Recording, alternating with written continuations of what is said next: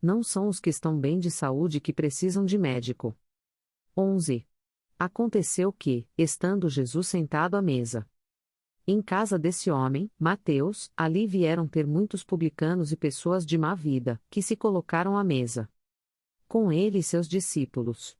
Vendo isso, os fariseus disseram aos discípulos: Por que vosso mestre come com os publicanos e pessoas de má vida? Mas, tendo ouvido que perguntaram, Jesus disse: Não são os que estão bem de saúde, mas os doentes que têm necessidade de médico. Mateus 9, 10-12. 12. Jesus dirigia-se principalmente aos pobres e aos deserdados, porque são eles que têm mais necessidade de consolações, aos cegos dóceis e de boa fé, porque eles pedem para ver, e não aos orgulhosos que acreditam possuir toda a luz e não ter necessidade de nada. Ver, na introdução, o item publicanos. Essas palavras, como tantas outras, encontram sua aplicação no Espiritismo. Às vezes nos admiramos de que a mediunidade seja concedida a pessoas indignas e capazes de fazerem um mau uso dela. Costumamos dizer que uma faculdade tão preciosa deveria ser atributo exclusivo das pessoas mais merecedoras. Dizemos, inicialmente, que a mediunidade resulta de uma disposição orgânica que qualquer pessoa pode possuir, como a de ver, de ouvir, de falar, não havendo nenhuma da qual, em virtude do seu livre-arbítrio, ela não possa abusar. Se Deus tivesse concedido a palavra apenas àqueles que são incapazes de dizer coisas más, haveria muito mais mudos do que pessoas falando. Deus deu as faculdades aos homens, e os deixou livres para usá-las, mas sempre pune os que abusam delas. Se o poder de comunicar-se com os espíritos fosse dado apenas aos mais dignos, quem seria aquele que ousaria pretendê-lo? Aliás, onde estaria o limite da dignidade e da indignidade? A mediunidade é dada sem distinção, a fim de que os espíritos possam levar à luz a todas as camadas, a todas as classes da sociedade, ao pobre como ao rico, aos sábios para fortificá-los no bem, aos viciosos para corrigi-los. Estes últimos não são os doentes que têm necessidade de médico? Porque Deus, que não quer a morte do pecador, o privaria dos recursos que podem tirá-lo do lamaçal? Os bons espíritos, portanto, vêm em sua ajuda. Seus conselhos, que ele recebe diretamente, são de natureza a impressioná-lo mais vivamente do que se os recebesse indiretamente. Deus, em sua bondade, para lhe poupar o trabalho de ir ao longe buscar a sua luz, coloca em suas mãos. Portanto, não será ele muito mais culpado se não quiser vê-la. Poderá desculpar-se, alegando desconhecimento, quando ele mesmo escreveu, viu com seus próprios olhos, ouviu com seus ouvidos, e pronunciou com a própria boca a sua condenação?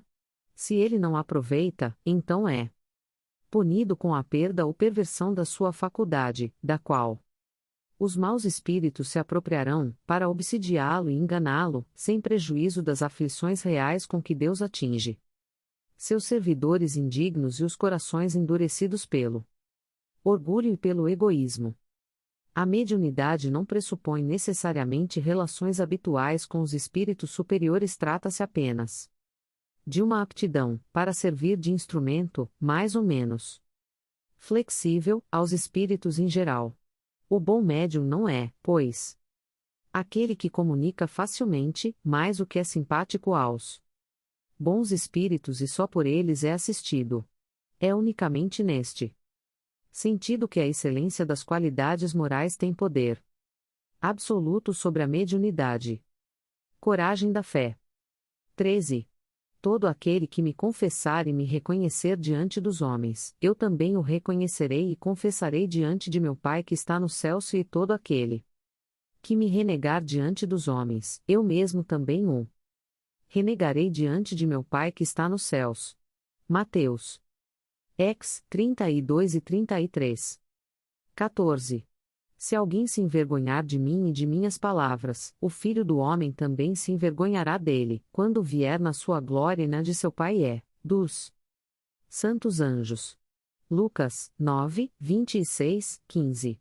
A coragem de dar opinião sempre foi apreciada pelos homens, porque existe mérito em enfrentar os perigos, as perseguições, as contradições e mesmo simples sarcasmos, aos quais se expõe, quase sempre, aquele que não tem medo de revelar, em alta voz, ideias que não são as de todas as pessoas.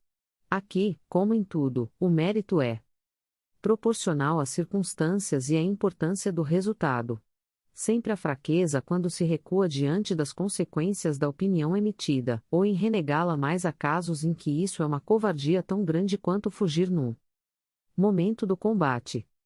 Jesus reprova energicamente essa covardia, do ponto de vista especial da sua doutrina, dizendo que se alguém se envergonha das suas palavras, ele também se envergonhará dele que renegará aquele que o tiver renegado que reconhecerá, diante de seu Pai que está nos céus, aquele que o confessar diante dos homens sem outras palavras, aqueles que tiveram medo de se confessarem discípulos da verdade.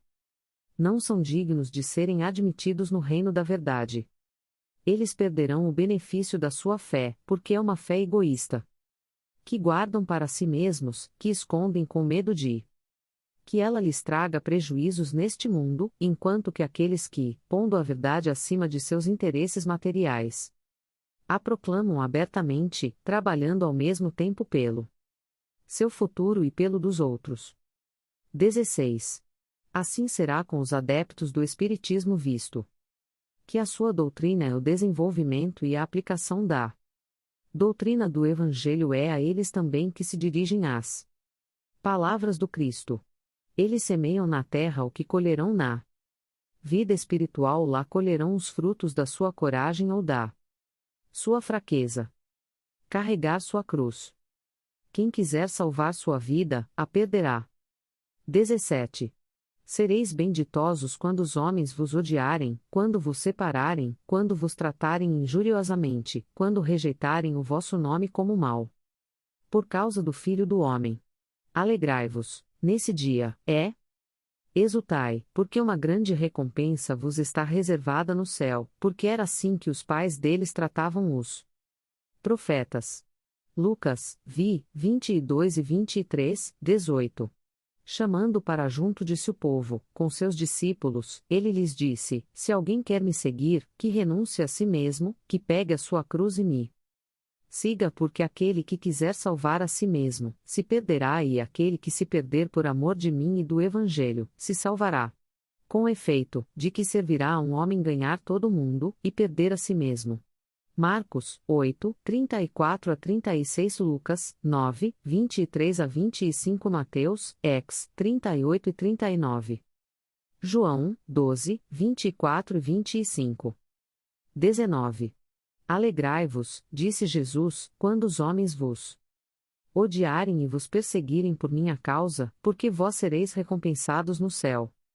Essas palavras podem assim ser traduzidas: sede felizes quando os homens, por sua má vontade para convosco, vos fornecerem a ocasião para provar a sinceridade da vossa fé, porquanto o mal que vos fizerem resultará em vosso benefício.